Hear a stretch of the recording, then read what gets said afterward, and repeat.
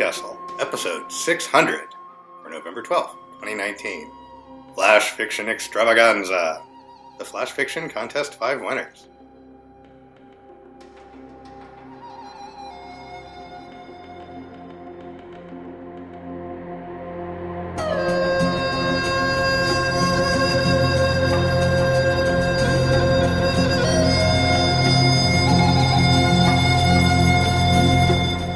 Hello, and welcome to PodCastle. This is Craig Jackson, also known as forum moderator Aussiecat. A few months ago, we ran another Flash Fiction contest on our forums, and it was incredibly successful, with over 200 entries in 16 groups, 4 semifinals, and finally, 3 winners. The last 2 times I ran this contest, I gave every group a different mythological creature as a mascot. This time, every group was overseen by a god or goddess, from Ganesha to gentle Hestia to Ratatoskr, the squirrel who spreads gossip and trash talk up and down the Norse world tree. And then there's Mithras, warrior god who is worshipped by a secret cult of Roman soldiers in underground caves and basements. Huge feasts were held to celebrate his accomplishments, and especially on his birthday of December 25th. That date sounds familiar. But the subject of feasting brings me to our appetizer course before we get to the contest winners. The Cost of the Revolution in 3 Marvelous Confections by R.K. Duncan. This story reached the final round of the contest, and while it failed to finish in the top 3, the editors liked it so much, they decided they had to buy it too. R.K. Duncan is an author mostly of fantasy, with a dash of sci-fi and horror thrown in. He writes about fairies and gods and ghosts from a few rooms of his venerable West Philadelphia row home. In the shocking absence of any cats, he lavishes spare attention on his cast-iron cookware and his long-suffering and supportive partner. Before settling on writing, he studied linguistics and philosophy at Haverford College. His occasional musings and links to other work can be found at rkduncan-author.com. It's read to you by Wilson Fowley, who's been reading stories out loud since the age of 4, and credits any talent he has in this area to his parents, who are both excellent at reading aloud. He started narrating stories for more than just his own family in late 2008, when he answered a call for readers on the PodCastle forum. Since then, he has gone on to become PodCastle's most prolific narrator, reading or appearing in over 30 episodes. He's also narrated for many other podcasts, including all of the other Escape Artist casts, Starship Sofa, and the District of Wonder podcast, Beam Yap, Cast Macabre, Dunesteef Audio Fiction Magazine, and the Journey Into podcast. He fits in all his narrating between his day job as a web developer in Vancouver, Canada, acting in local theater productions, and looking for voice acting jobs. And now, sit back and enjoy the appetizer.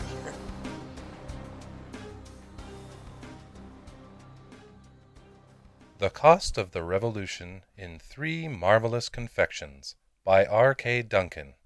Narrated by Wilson Fowley. Do you know what we really lost when Tarvagast's corpse went over the railing and we got the Republic? I managed an invitation to the Spire that last night. I was out on the balcony when it started. You could see the whole city rise, the blue witchfire lights going out where the street lamps toppled, and the orange of the bonfires that replaced them.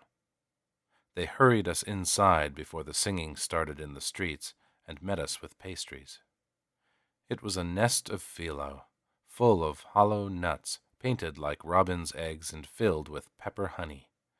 They burst in my mouth like sweet fire, and the richness of the nut lingered, like the honeyed nuts the gleaners sell now, but 10 times more intense. We all had to smile while Tarvagast watched us from his throne with its halo of gold and silver palm leaves. He had the guild leaders paraded up on a stage to pretend the city still supported him, and they all had to give speeches, and everyone clapped because the whole of his guard was there. They'd given up the streets already. If I'd been in our old room above the printer, I'd probably have gone out to try and steal a second court suit in the confusion. It got so hot with everyone packed into the throne room clapping that they sent round iced wine and little tarts full of frozen berries. The cooks did it specially, drying them over a low fire and cooling them slow on a spelled stone so that the ice never burst the fruit. It stayed firm as fresh when it warmed in my mouth, and twice as sweet.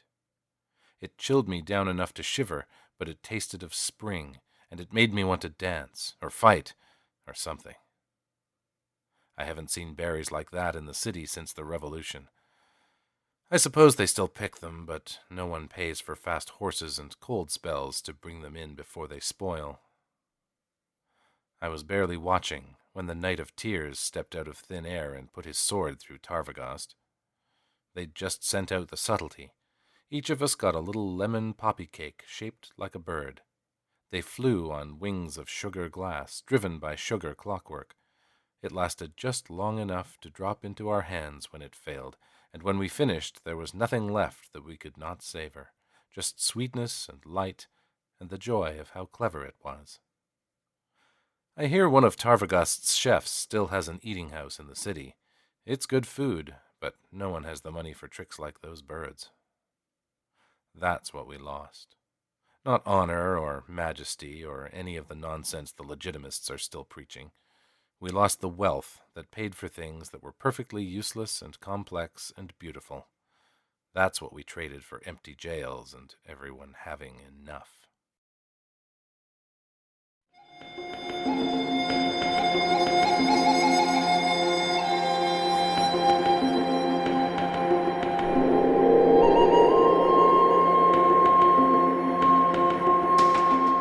And welcome back. Wow. While you sit with that for a bit, I'm going to talk about death. Specifically, Auron, the Welsh Lord of Death. Despite what you might expect, he wasn't really a bad guy. He always keeps his word and is mostly concerned with tracking down ghosts who escape from his realm. He can be seen performing this public service in the skies of Wales, riding his horse and accompanied by his pack of white dogs with red ears. Myself, I prefer cats, and also our next story, by Jingly Bell, by Velvet Mouse, by K.T. Breisky. K.T. Breisky is a Canadian author, podcaster, and playwright. Her short fiction has appeared in Lightspeed, Strange Horizon, and Apex, among others. She's been a Parsec winner, Sunburst finalist, and Stone Coast alum.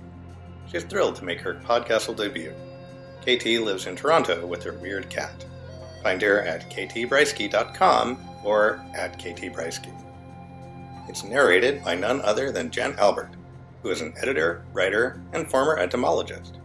She works full-time as an editor at ECW Press, an independent publishing house based in Toronto, where she enjoys working on books of all kinds, including speculative fiction, popular science, and LGBTQ fiction and nonfiction. She became co-editor of her favorite fantasy fiction podcast in 2016. She now wonders if she's still allowed to call it her favorite. Along with her co-editors, Jen has been nominated for the World Fantasy Award and the British Fantasy Award for her work on PodCastle. So gather your material components and enjoy the story. By Jingly Bell, by Velvet Mouse.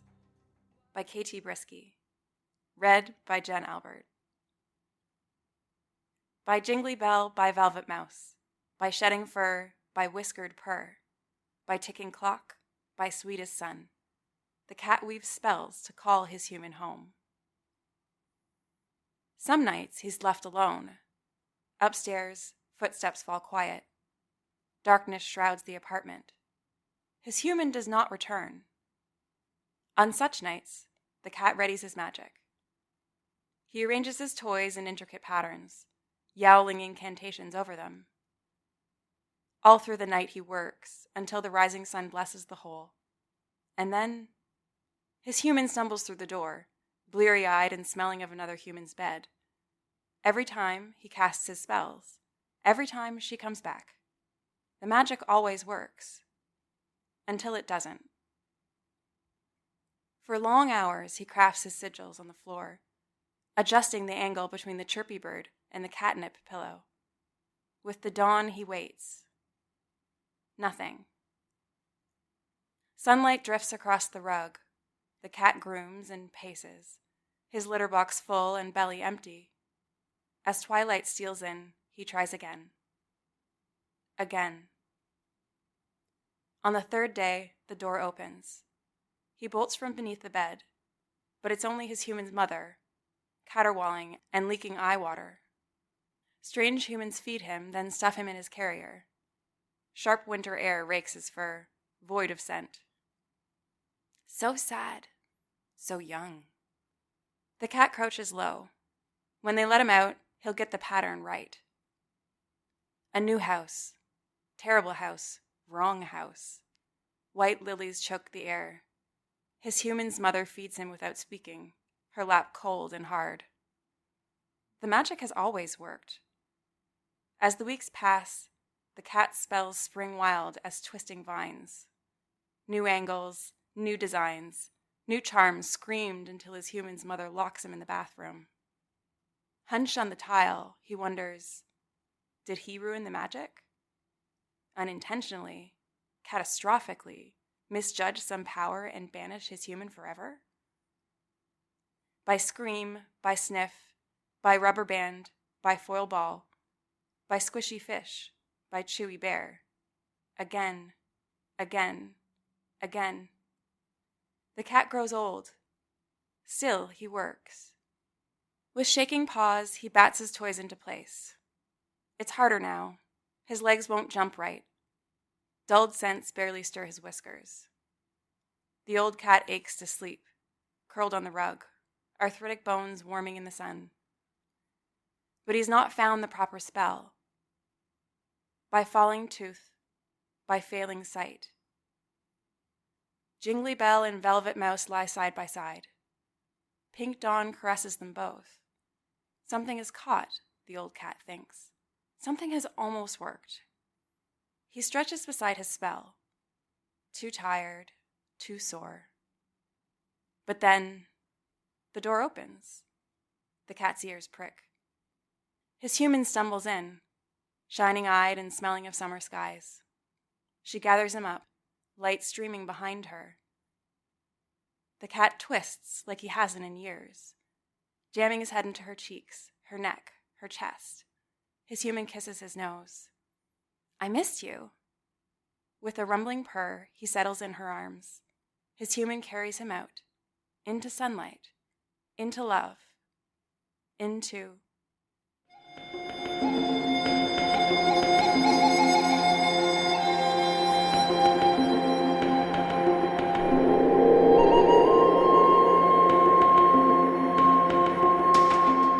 If there's one thing everyone here in the castle can agree on, it's that we love stories. And in the contest, I gave a nod to several gods of stories: Anansi, Dionysus, Nabu, Kokopelli, and finally, Thoth. But Thoth is not so much a god of storytelling as he is of writing itself. Thoth invented that, in hieroglyphs, of course. And he wrote the Book of the Dead, and records the judgments that determine the fate of all souls. To the worthy, he gives new bodies and prepares them on their journey to paradise. Our next story is 1,000 Points, The Sky, by Michelle Munzler. She is an author of the weird and sometimes a poet with a special love for flash fiction. At local science fiction and fantasy conventions, she is known as the Cookie Lady, and she writes things both dark and strange to counterbalance the sweetness of her baking. Her short fiction and poetry can be found in numerous magazines such as Fireside, Daily Science Fiction, and Liminality. For links to more of her work, and cookie recipes, check out her website. It's narrated by New Zealand-born fantasy writer and podcaster Philippa Pip Valentine, who is the author of the Books of the Order, the Chronicles of Art, and the Shifted World series. She is also the co-author of the Minister of Peculiar Occurrences series with her husband, T. Morris. Philippa currently resides in Manassas, Virginia, with her husband, daughter, and a furry clouder of cats. Now, for the love of all writing, well, enjoy the story. 1,000 Points, The Sky, by Michelle Munzler. Fold faster, Auntie says, her arthritic fingers tucking the wings of the paper balloon like she's 20 years younger. I struggle to keep up with her pace, the paper awkward in my shaking hands. Smears of red stain my skirt where I've wiped the paper cuts, best I can. Even so, most of my balloons are dabbed in red amidst the black ink and white paper. It isn't important the balloons be pretty, though. Only legible once unfolded. How much time? I ask, as I stare in dismay at the current book splayed between my legs. Half its spine is a desolate fringe, the other half clinging weakly to what pages remain. At this rate, I'll never finish the book. Auntie glances over her shoulder through the great library's smashed window, down at the ground 2 stories below. Enough, child, enough. But even as she says it, I see the wrinkle in her lip and know it's a lie. They've got the wood stack now, don't they? Her fingers pause their folding. Between us, a skeletal pile of desecrated books, knowledge ripped from them page by page. To the side, all the rare tomes still in need of saving. Her mouth tightens, and she nods. As if to taunt us, the first whiff of smoke bleeds through the broken window. Auntie rips a new page free, folds faster.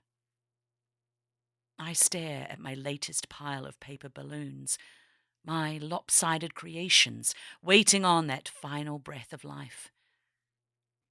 The book's contents aren't completely folded yet, but time is short, so I gather up what I have. Better half a book than none. At the window, I take each hurriedly folded paper balloon, find the small hole in the bottom, and blow, just like Auntie showed me when we began our task late last night. One by one, the balloons inflate, filled not just with air, but with our need to save them, with our aching wishes that their words live on. With a gentle kiss, I send each out the window, where, against all improbability, they bob skyward, propelled by our want. The horizon is dotted with similar such balloons, 1,000 points of knowledge spreading in every direction. From below the window, a wave of heat sweeps upward, bathing my face. The air fills with the snap and crackle of wood. The library's massive front doors are barred, of course, from the inside.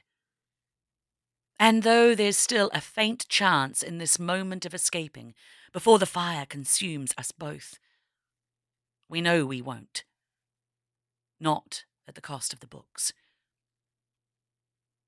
Ignoring the flames below, I sit back down, rip a fresh page free. Can you help me with this one?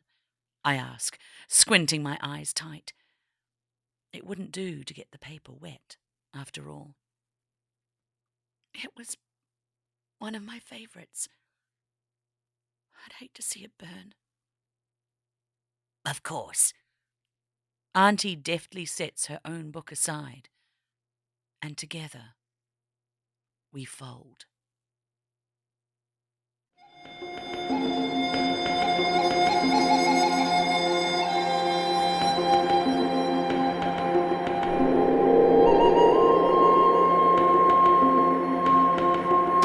Ooh, right in the feels.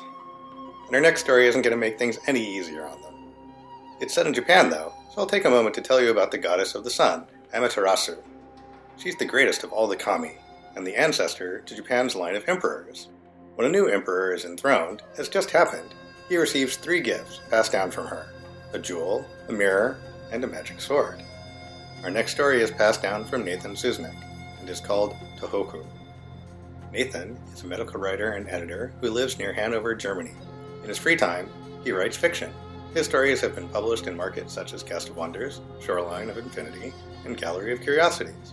You can find out more about his stories by visiting his website, nathansusnick.wordpress.com, or following him on Twitter, @NathanSusnick. Tohoku is read to you by Kai Hudson, who lives in sunny California, where she writes, hikes, and rock climbs with enthusiasm, if not skill. Her work has been published in Clarkesworld, Interzone, Anathema, Spec from the Margins, and other fine places. Find her at kaihudson.com. I gotta go. I hear the phone ringing. Enjoy our last story for the day. Tohoku by Nathan Susnick. Narrated by Kai Hudson. For Tata. At 17, Ayumi walks through the rubble of her old neighborhood. The mere ridiculousness of a ship in the middle of the street makes her want to laugh. But when she reaches her old house, she is solemn and says a prayer. Although she has not seen her parents' bodies, she is not in denial. It has been months since the wave. Why, then, has she not yet cried? As she turns to leave, she sees a telephone booth in the middle of the field down the street. It stands alone among the rubble, so she goes to it. In the booth is a phone that's not hooked up, but she picks up the receiver and dials her parents' number. There are voices on the other end. "Mom? Dad?" she says. "I miss you." And for the first time since the wave, Ayumi cries. At university, Ayumi meets a man. He's kind and understanding and tall, but not nearly as handsome as she had dreamed. Still, 3 out of 4 isn't bad, she thinks. This could be it. She asks Kaito if he would like to meet her parents. Together, they travel to her hometown. Many houses have been rebuilt, but the telephone booth still stands in the field. Ayumi picks up the receiver and dials. Her mother laughs and tells her that she would love to meet her boyfriend, but when Kaito takes the receiver, he frowns. There's no one there. They are married under a blue sky, surrounded by waving grass. The celebration is in a tent erected next to the phone booth. When the ceremony starts, Ayumi dials her parents' number and leaves the phone off the hook. When May is born, they buy a house in Ayumi's hometown. She takes May to the field almost every day. Their giggles fill the telephone booth. When May is 14, she refuses to go to the telephone booth. "But how will your grandparents ever get to know you?" says Ayumi. "There's no one there, Mom," says May. "Stop being crazy." When May is 17 years old, Ayumi sits in the telephone booth, crying. She tells her parents that she is tired of fighting. She hasn't spoken with her daughter in months.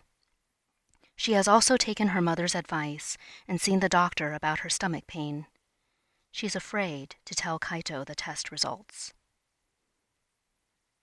Ayumi is in pain. She lies in bed, her body much too weak to get out. She sees May and Kaito. They tell her that it's all right. There's nothing to fear. Today, Ayumi is better. Today, she will go for a walk. The grass waves in the field, and the door to the telephone booth stands open. When she gets there, the telephone rings. She has never heard it ring before. It's a pleasing little cling-a-ling. She smiles, picks up the receiver, and the voice on the other side is familiar. "Mom," it says, "I miss you."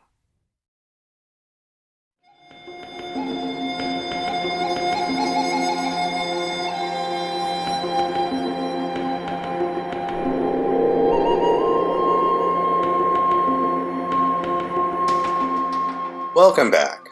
Hope you enjoyed our collection of stories. Maybe next time, your story will be among them. Contest 6 has already started elsewhere in the Escape Artist universe. If you go to the forums now, you should be able to vote in the last round of Pseudopod's horror contest. Escape Pod and Cast of Wonders haven't announced their contest yet, but it's never too soon to start working on your 500-word stories. And in the fullness of time, PodCastle will run another contest too. But for now, that was our show for this week. On behalf of everyone at PodCastle, thanks for letting us share these stories with you. Be sure to share with your friends, hit us up on social media, and if you'd like to show some extra love, head to patreon.com/EAPodcasts for special events, bonus episodes, and PodCastle appearances in the wild. We'll be back next week with another tale. Until then, this is Craig Jackson, reminding you to honor the gods, but that you shouldn't listen to rumors spread by squirrels, not even if they are divine.